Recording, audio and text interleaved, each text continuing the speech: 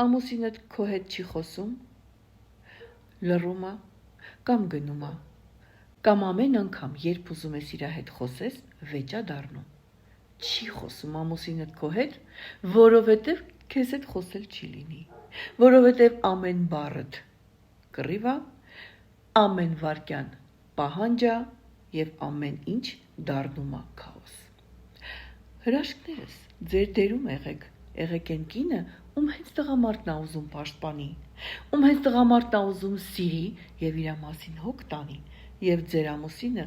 ինքը կգա ձեր հետ խոսելու։ Աղջիկներ, ձեր դերը իմացեք, դուք իր մայրը չեք, որ ամեն անգամ նախատեք, դաստիարակեք, հետևեք, դուք իր կինն եք, վայելեք այս կյանքը, սիրեք ձեզ, ներքին հավասարակշռված եղեք, և ձեր տղամարդը ձեզանից հեռու չի գնա, և ինքը ոչ թե ձեզ կնեղացնի, այլ հենց ինքը կպաշտպանի և հոգ կտանի ձեր մասին։ Հաստատ համոզվեք դրանում, ես արդեն համոզվել եմ։